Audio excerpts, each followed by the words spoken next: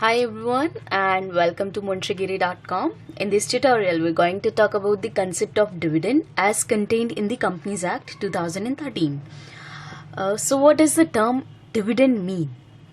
Dividend is basically the return on investment of the shareholders in a company.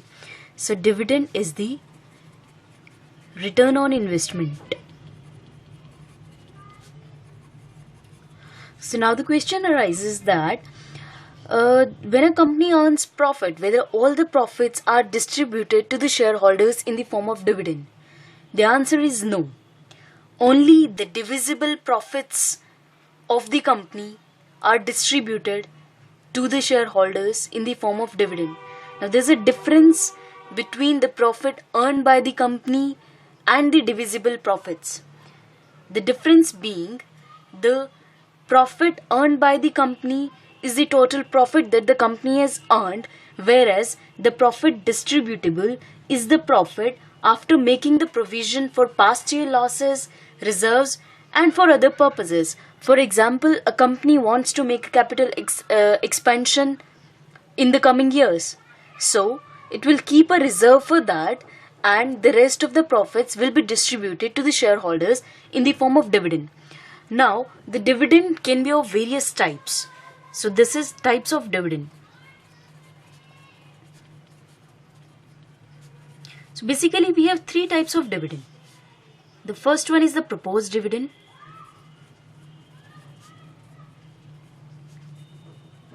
Second is the final dividend.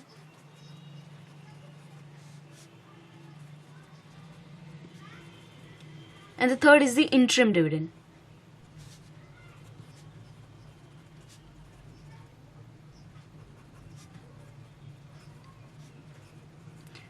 Now there's a difference between these three terms. The proposed dividend is the dividend proposed by the board of directors. This is proposed by board of directors. So what happens is the board of directors propose the dividend, and then that dividend is declared by the shareholders in the AGM. First of all, the board of directors will propose the dividend, and such dividend will be declared by the shareholders in the annual general meeting.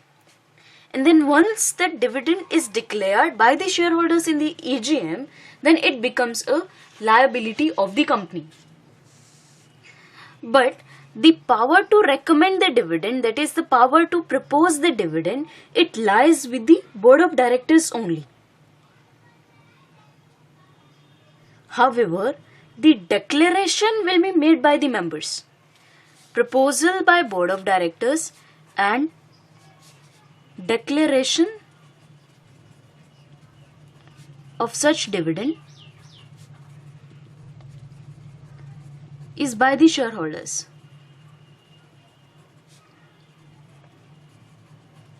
So what the board of directors do is they recommend a certain percentage of dividend to the shareholders, let's say 10%. Now in the coming AGM, the shareholders will declare such dividend. Now the shareholders have the right to decrease the amount of the rate of dividend proposed by the directors. However, in no case they can increase that rate. Okay, so any provision, in case there is any provision in the articles which says that the shareholders can increase the dividend declared by the board of directors, then such a provision in the articles is void. That is, they have no right in any case to increase the rate of dividend declared by the board of directors. Now the final dividend. The dividend, when once consented by the shareholders in the AGM, becomes the final dividend. That is, when declared or consented by shareholders, it becomes final dividend. Now, once the final dividend is declared by the company, it becomes a debt due to the company. It becomes a liability of the company. Then, in no case, the company can revoke that dividend. It has to pay the dividend to the shareholders. Another term that comes is interim dividend. Now, what is interim dividend? The word interim means between, and dividend is dividend. Now, interim dividend is the dividend that is declared between two AGMs, any two general meetings. That is dividend declared between two general meetings.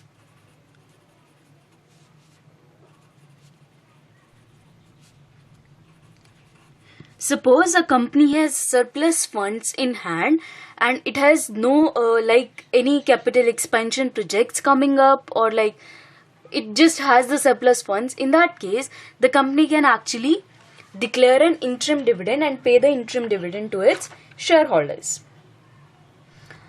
Now the question comes that what are the various sources from which a dividend can be declared by the company.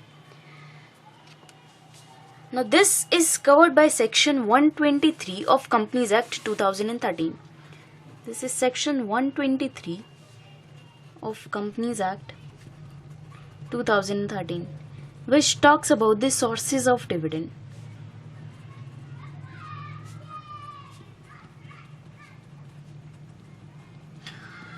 So you know that there can be current profits or there can be profits of the past years. So a company can declare the dividends out of either of the current profits or the past profits of it. Now there are certain conditions relating to that. Now if the company declares the dividend out of the current year profits, such current year profits should be after making a provision for the depreciation, that is after providing for depreciation. After providing for depreciation. And now suppose that the company does not have profits in the current year, still it wants to make the payment of dividend, so it can pay the dividend out of the past profits.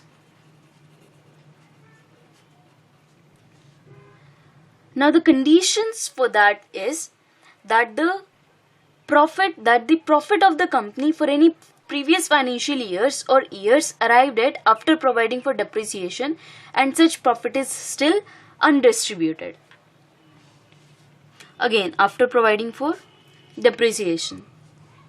And then there should be actually profit available with the company for distribution of dividend. Third is out of money provided by central government or state government. Out of monies provided by CG or SG. Now this money provided by CG or SG should be for the purpose of payment of dividend only and not for any other purpose. Now comes this transfer of profit to the reserves. That is, every company has to transfer certain percentage of its profit to the reserves before declaring any dividend. So there's an amendment in this section. Earlier under the Companies Act 1956, there were certain percentages specified that the company is required, if the profits are this much, then the company is required to transfer this much percentage to the reserves. Now this has been amended. Now the section says that the company shall transfer to reserve. It says company shall transfer certain percentage of its profits to the reserves.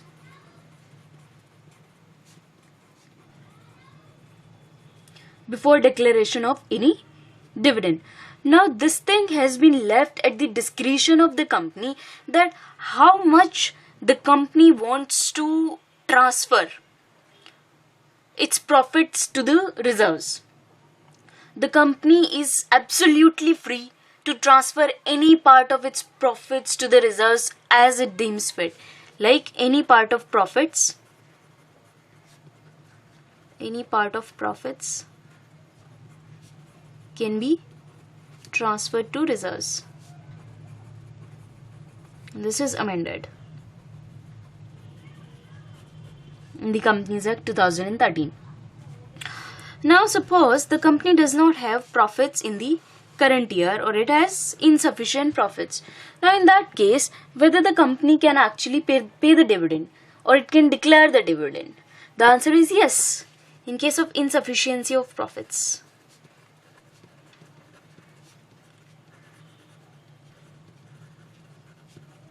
Again, there are certain conditions that need to be complied with. Let's look at those conditions. In case the company wants to distribute dividend in case of sufficiency of profits, the first condition is that the rate of dividend declared shall not exceed the average of the rates at which the dividend was declared by it in the 3 years immediately preceding that year. Suppose this is year ending 31st March 2015. Now the company has not sufficient profits to declare the dividend. So in that case, the rate of dividend shall be in the current year, the rate of dividend shall be. Now for that, we'll look at the rate of dividend declared by the company in the past 3 years. That is, for year ending, rate of dividend for year ending 2014, 2013 and 2012. And we'll take the average of these 3 years, that is divided by 3. Now this rate that comes, suppose this comes 10%. So in the current year, that is for the year ended 31st March 2015, the company cannot declare a rate greater than 10%.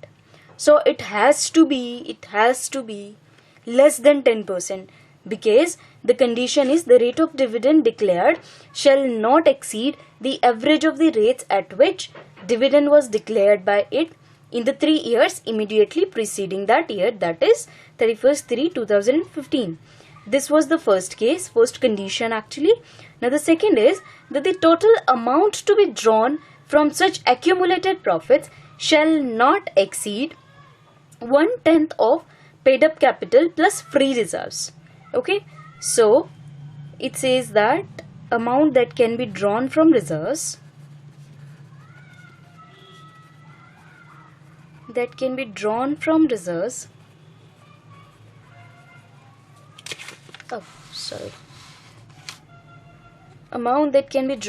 reserves shall not exceed 1/10 of paid up capital plus free reserves as appearing in the latest audited financial statements. Third condition is that the amount so drawn, that is the amount drawn from the reserves from the accumulated profits, shall not exceed, the amount so drawn shall be first utilized to set off the losses incurred in the financial year in which the dividend is declared. Now see, let's say the loss in the current year is, that is loss in 31st/3/2015 is 3 lakhs rupees. So the amount that is withdrawn from the reserves shall not exceed 1/10 of paid up capital plus free reserves. Let's say the amount we can withdraw is rupees 5 lakh. Now out of this 5 lakh, first of all we'll set off the loss of current financial year.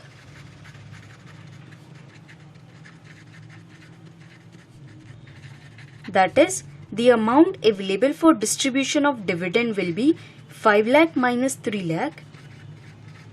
That is the loss of the current year, rupees 2 lakh.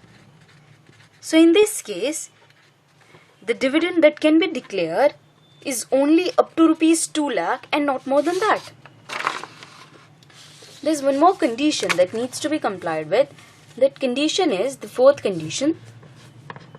This is the fourth condition.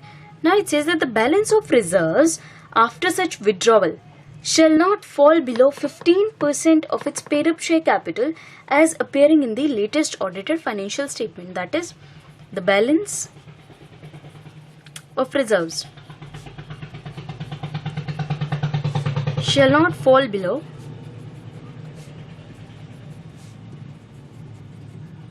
15% of paid up capital.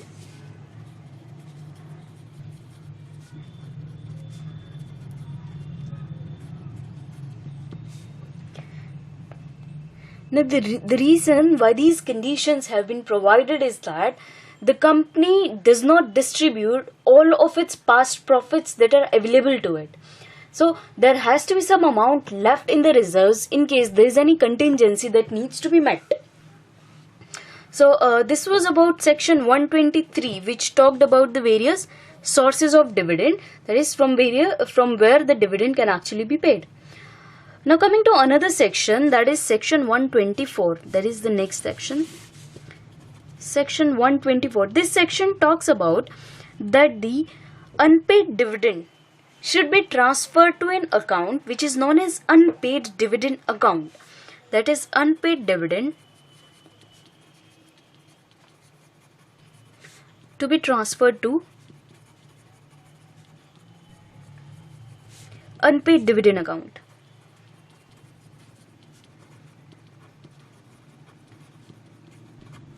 Now let's understand the flow, how it happens.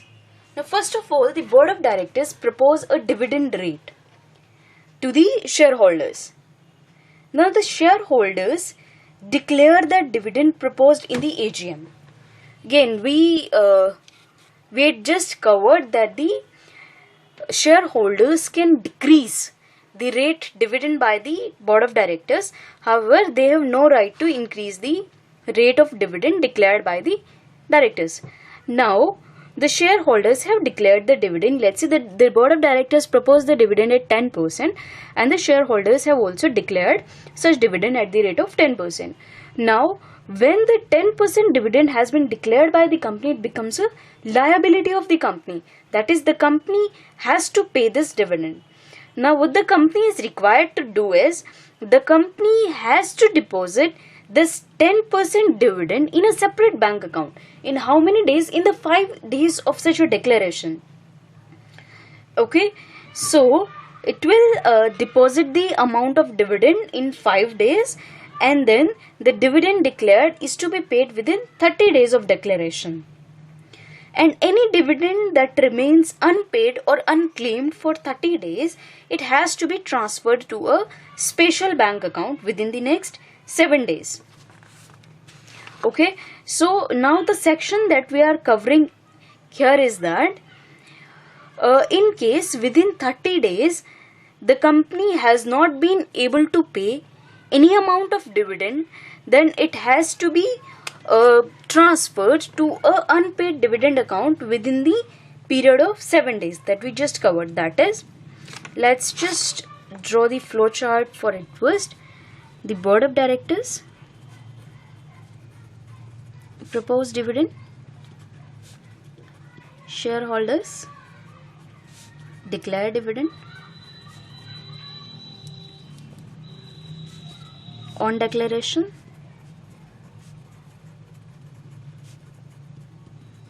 becomes liability,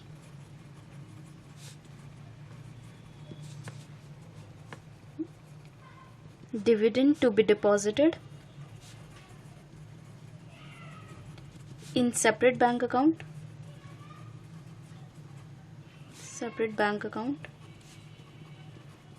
in 5 days, in separate bank account in 5 days of declaration, and the dividend is to be paid within 30 days.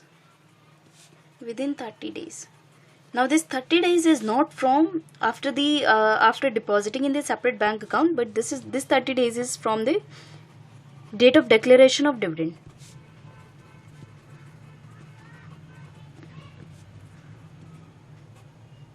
From the date of declaration. Now any dividend dividend remaining unpaid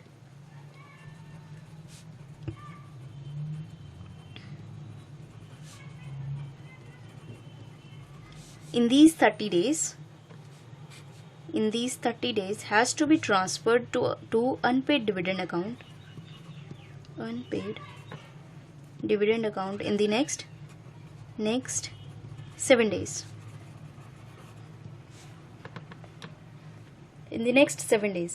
And now if this dividend remains unclaimed for a period of 7 years, it has to be transferred to the Investor Education and Protection Fund. So now we were covering this section 124. It says that the main points that are covered in this section, that in case the dividend declared remains unpaid for next 7 days, it has to be transferred to the unpaid dividend account. This was covered by section 124. And such dividend paid account is required to be opened by the company in any scheduled bank. Now this unpaid dividend account is required to be opened with any scheduled bank. Okay. And on the company's website, the following details shall be placed by the company. In next 7 days, the company will transfer the funds to the unpaid dividend account, and within 90 days of such transfer, the company shall place on its website the following details. The first one being that the name of person entitled to receive the dividend along with the amount of dividend. Name of person plus the amount of dividend. And the second is that the last known address of such person. That is the address that was registered with the company, the last address that was registered with the company of such person. Now in case the company makes any default in transferring the unpaid or unclaimed dividend within the 7 days from the expiry of 30 days of declaration, then the company is liable to pay interest at the rate of 12% per annum. That is in case of default. The penalty is simple interest at the rate of 12% per annum. Okay, so these were the basic 2 sections of covering the dividend. Another section that we have is section 127, that is punishment for failure to distribute the dividends. That is in case the company fails to distribute the dividend. This penalty was in respect of the dividend not transferred to the unpaid dividend account in the 7 days after the completion of 30 days from the date of declaration. Now what we are going to cover next is section 127, that is in case the company has declared the dividends and further it fails to distribute such dividend. Section 127 is failure to distribute dividends.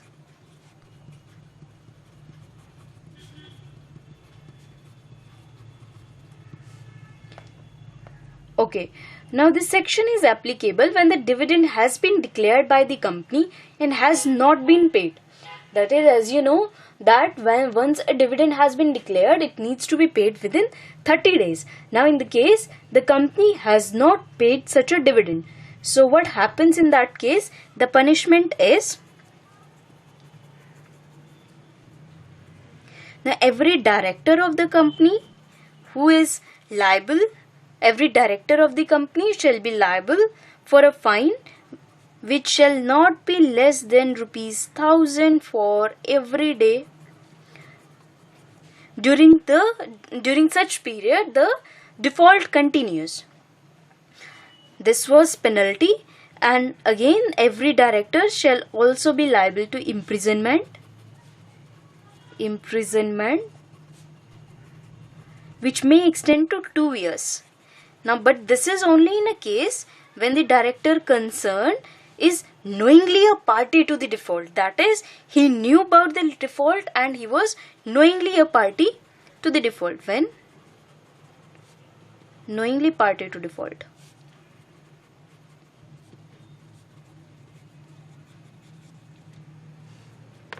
And in that case, these were the liabilities on the directors, no, the punishment on the directors, and there's a punishment for the company too. The company shall be liable to pay simple interest at the rate of 18% per annum during the period for which such default continues. Okay, so this was all about dividend. I hope you enjoyed learning it. Thank you.